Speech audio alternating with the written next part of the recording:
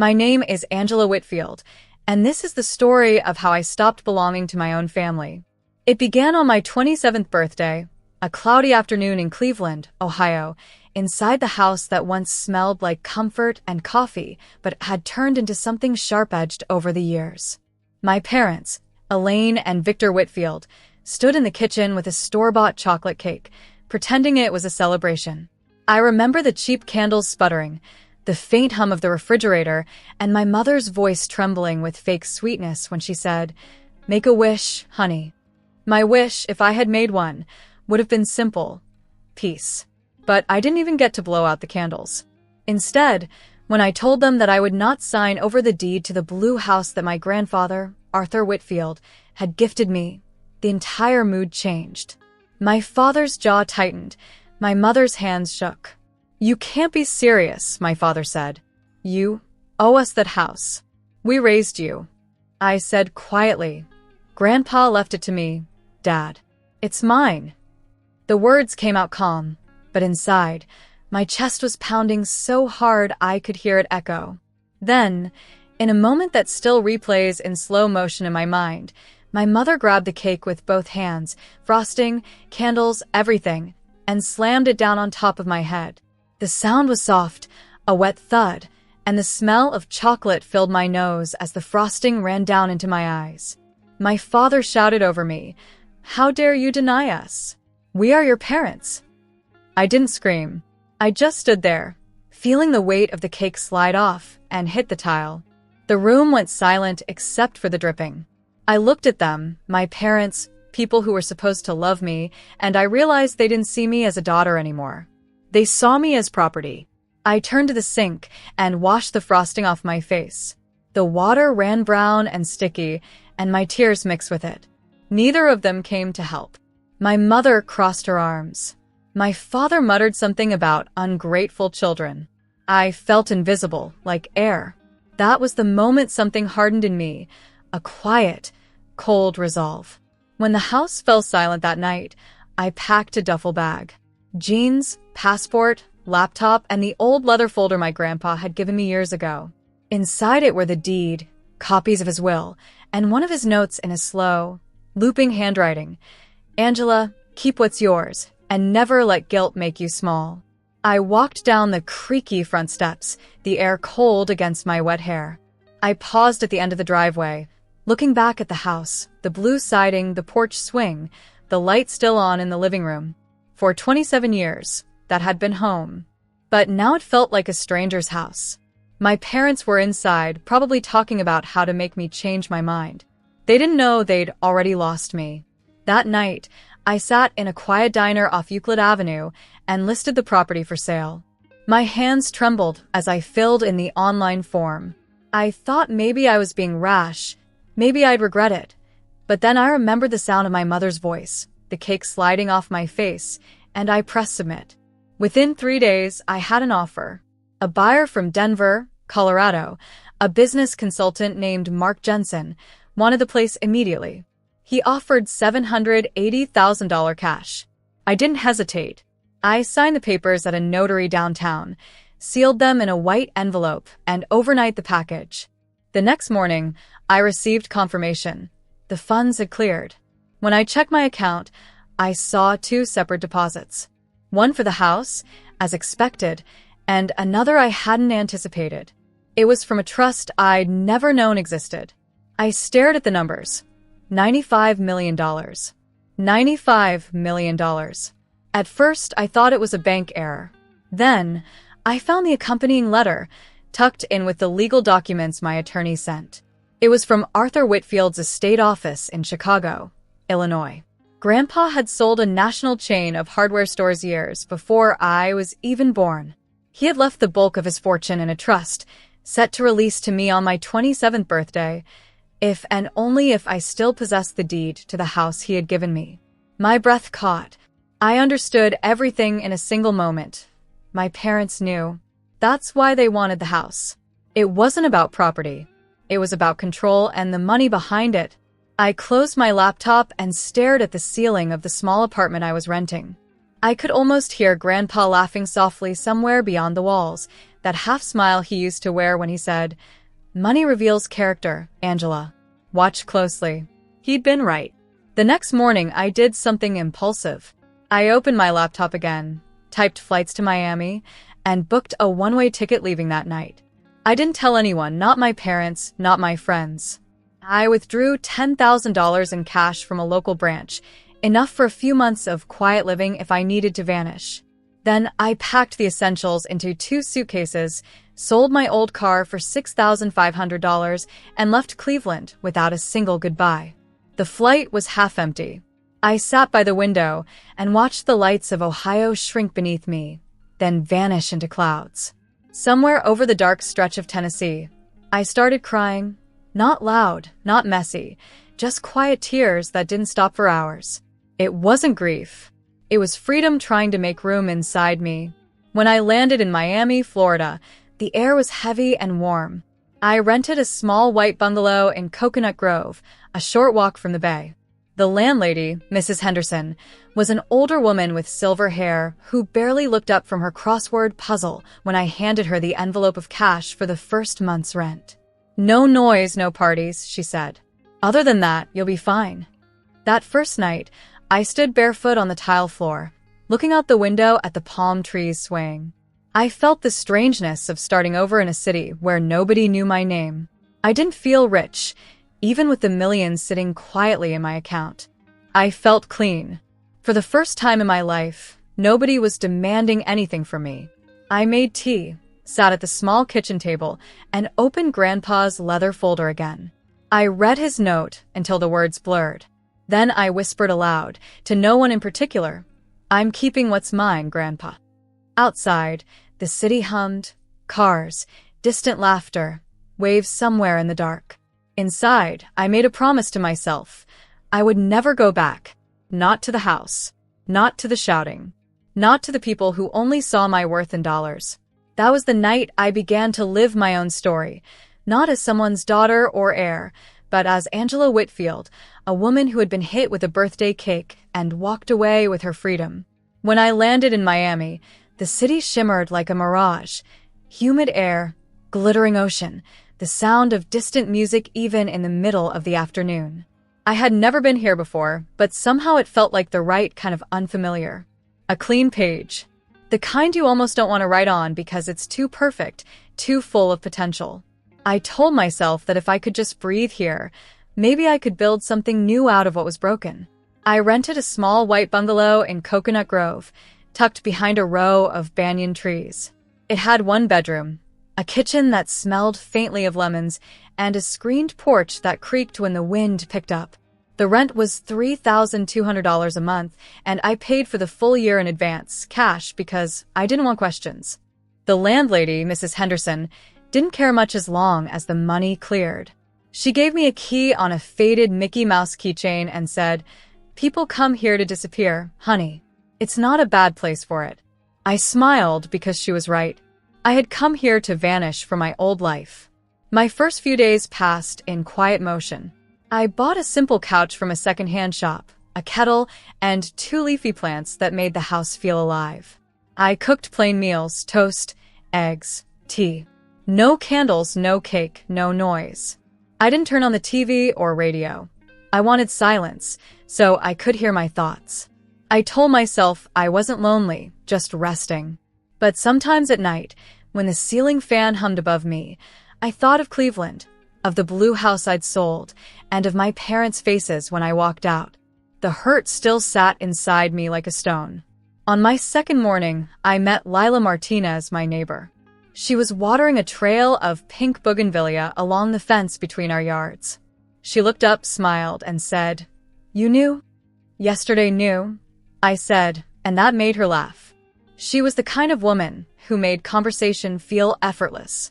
Within 10 minutes, she'd invited me to walk with her to a cafe on Grand Avenue. The cafe was called Café Sol, a cheerful little place with rattan chairs and the smell of cinnamon and espresso in the air.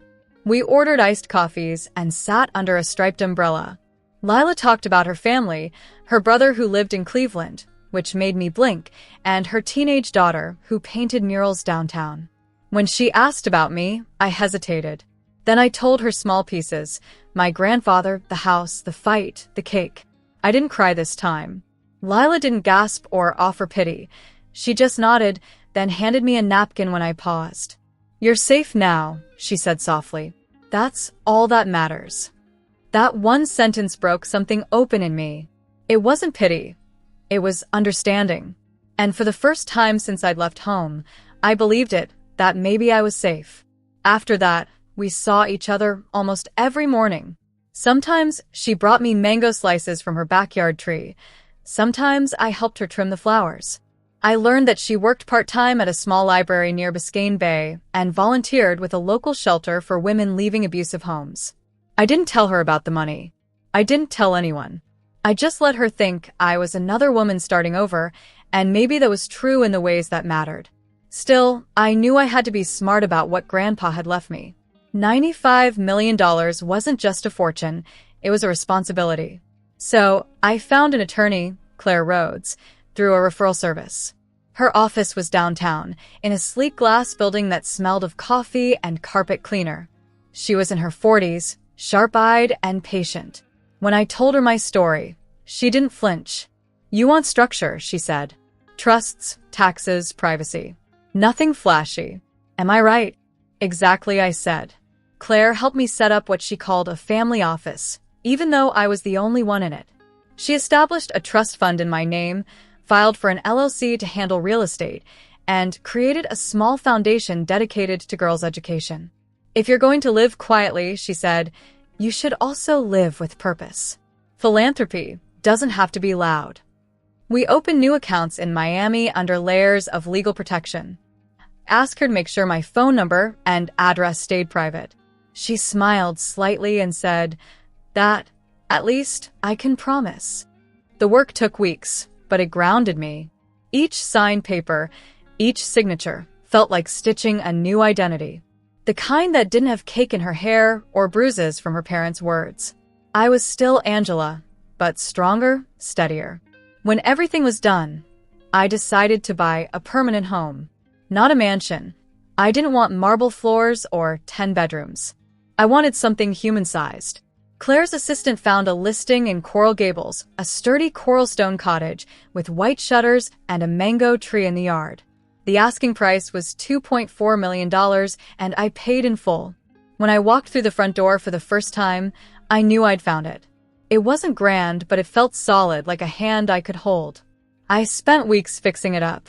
I painted the front door sea green, the same shade as the necklace Grandpa had given me when I was 12.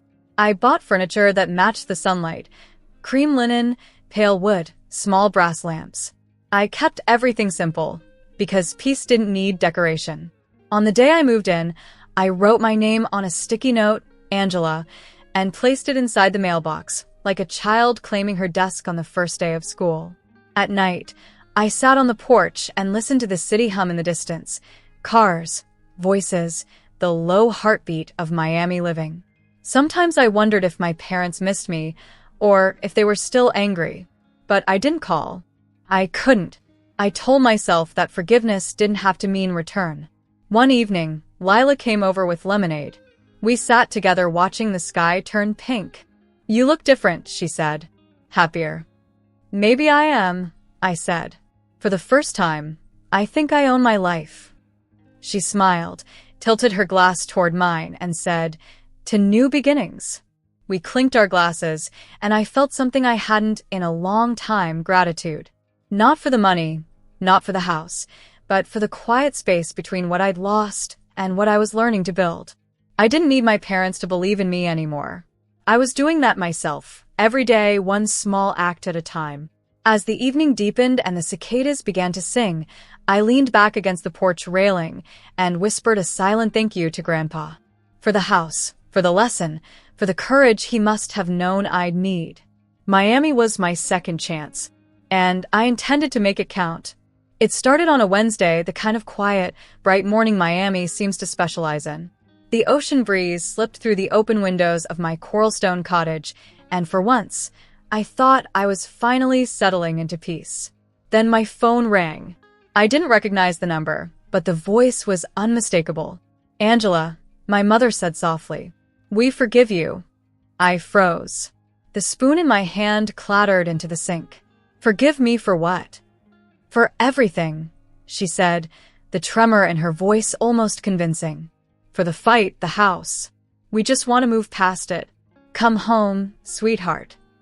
I could hear my father's muffled voice in the background, low and commanding, feeding her lines like he always did. They didn't know yet that the house had been sold, that the deed had changed hands, that I'd turned my inheritance into cash and built a new life 1,000 miles south. That's not what happened, I said quietly. You don't get to rewrite it. Angela, please, she started, but I hung up before she could finish. For a few minutes, I just stood there, staring at the sunlight dancing across the tiled floor. I wanted to feel guilt, or longing, but all I felt was a strange emptiness, like my heart had gone offline. I thought maybe that would be the end of it, but I was wrong. By Friday, I had 11 missed calls from numbers I didn't know, some from Cleveland, others from California. My cousin Graham texted me. They found out. Everyone knows about the money. The words hit like ice water. Of course. They had probably checked property records, or maybe someone from the law firm had mentioned my trust in passing. It didn't matter how. It only mattered that now my parents knew the truth about the $95 million, about my decision to disappear, about the fact that I hadn't just walked away from them. I'd walked into something bigger than they could control. The next call came that evening, and this time it was my father. His tone was calm, too calm. Angela, let's be reasonable, he began. Family shares. You don't even like big houses. You could send us half. We'll invest it wisely. You know we've always looked out for you. He said dollars like they were apples from a tree I'd stolen from his yard. Dad, I said, steady but cold. You hit me with a cake. He sighed, long and theatrical. That was a joke gone wrong. No, I said. It was power, and it was loud. There was a pause, and then the edge returned to his voice. You're being dramatic. You'll regret this. Family doesn't abandon family. I didn't abandon anyone, I said. I escaped. I hung up again. This time, I blocked his number. That night, I couldn't sleep. Every ring in my head sounded like another demand waiting on the other end. I sat on the porch, the ocean wind warm against my face, and thought about how strange it was that love could sound so much like greed when filtered through the wrong people. I remembered Grandpa's words. Money reveals character, and I wondered if he'd always known this would happen. By the next week, the calls multiplied. I started receiving messages from relatives I barely remembered, an aunt in Pennsylvania, an uncle from Texas, a second cousin claiming to be concerned about my emotional well-being. Every one of them mentioned the inheritance, the trust, or the word share. It was as if my name had been replaced by a number with too many zeros. When I stopped answering, my mother tried something different. She somehow found Lila's number, my kind neighbor from Coconut Grove, and left her a voicemail. We love Angela, she said sweetly. Please tell her to call us. We just want to talk. Lila told me about it that afternoon while handing me a paper bag of warm empanadas. I didn't pass it on, she said. They don't deserve your voice yet. Eat before it gets cold. Her kindness undid me. I laughed and cried at the same time, the way you do when something hurts and heals you all at once. That night, we sat together on my porch, listing the things I wanted that didn't cost money. Sleep without checking the locks twice, a small book club, a morning swim, a friend who knew my favorite tea. I could afford yachts, penthouses, and European villas, but none of that would have given me what I needed most. Quiet belonging. When the harassment worsened, I went to Claire Rhodes, my attorney. She didn't ask questions, she just handled it. We'll file for a protective order against harassment, she said. And I'll change your numbers. I'll also have your mail redirected to a service in Brickell. You shouldn't have to hear from them. Within days, my phone went silent. The absence of their voices felt like clean air. But silence isn't the same as peace. The emotional debris lingered. I kept replaying my parents' words, the sudden sweetness in my mother's tone, the forced reason in my father's, and I wondered if they ever loved me without conditions. Maybe they did, once. Or maybe I had only wanted to believe it. One humid evening, I took a long walk along South Point Park, where the Atlantic stretched endlessly, blue and blinding. I thought about Grandpa again, about how he used to sit on the porch in Chicago with his cup of black coffee and say, "Kindness isn't weakness, kiddo. But sometimes you've got to build a fence." Maybe this was my fence, not out of anger, but out of self-respect. That night, I made a decision. I logged into my foundation account and sent $1 million to a women's shelter in Miami under an alias. In the note field, I typed for women who had to leave home fast. It felt fitting.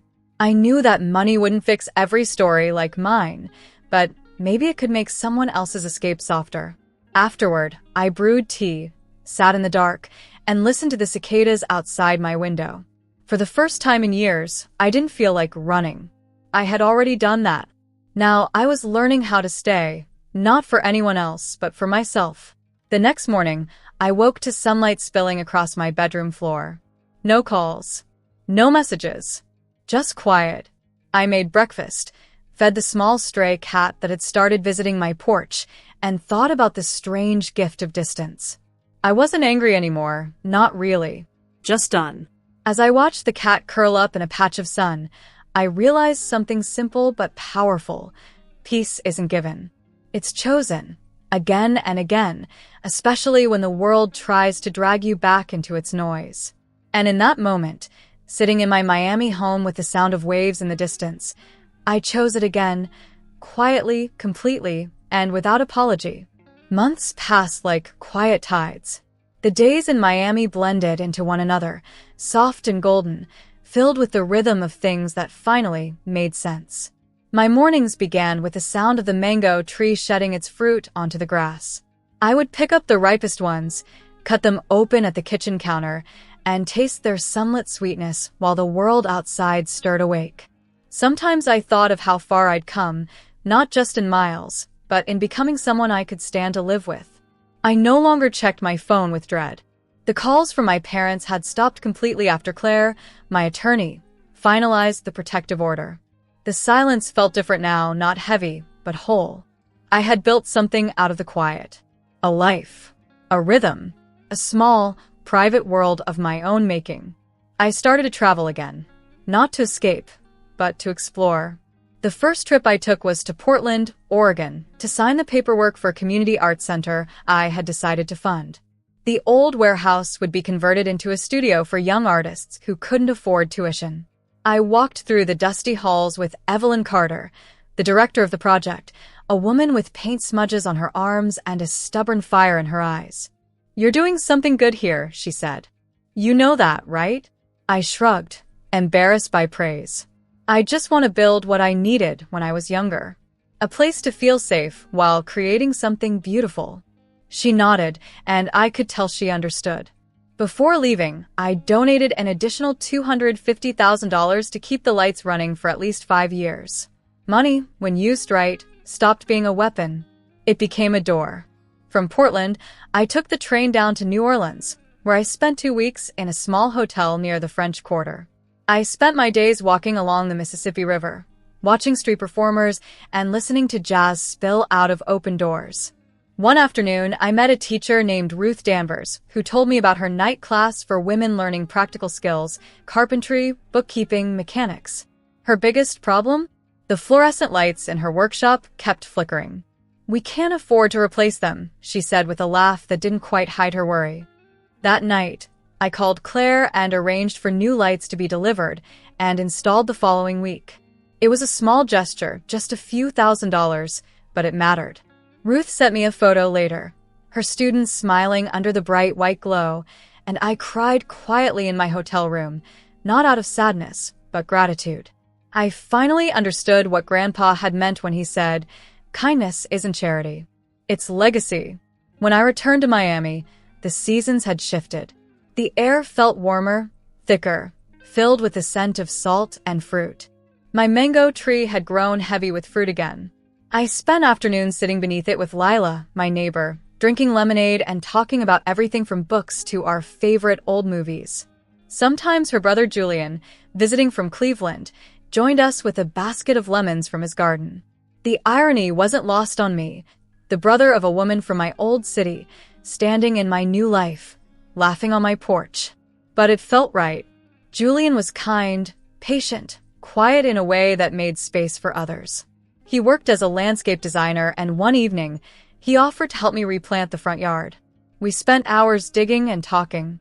I told him about Grandpa, about the blue house I'd sold, about the cake and the shouting. He listened without interrupting, wiping his hands on his jeans every now and then. When I finished, he said softly, "Some people lose their family and find themselves. You did both."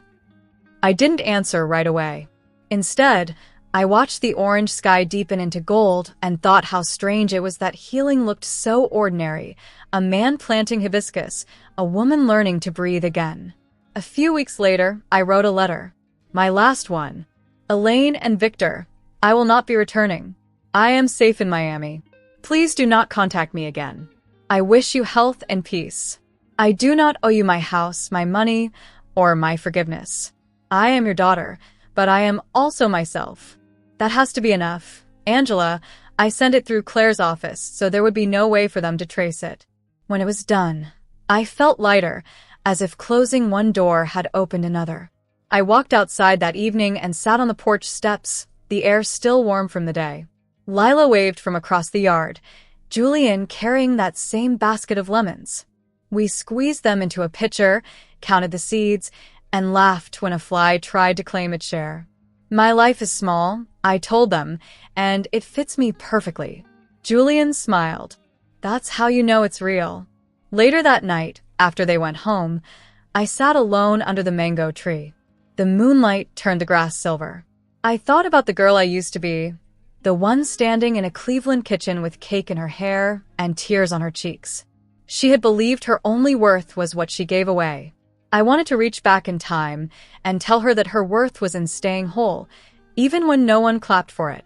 I realized then that money could build two things: walls or doors. I had spent years behind walls: guilt, fear, family duty. Now I wanted doors, open ones, with sunlight spilling through. I chose to use what I had, not to hide, but to heal others and myself in the same breath. In the following months, I started a scholarship program for young women leaving difficult homes, naming it the Arthur Foundation after Grandpa.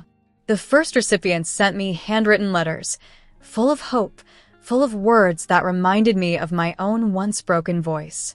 Reading them felt like being told, "You did it. You turned pain into something useful." One evening, as the sky darkened and the cicadas began their endless chorus, I stood at the edge of my porch and looked up. The stars stretched wide above America, vast and eternal.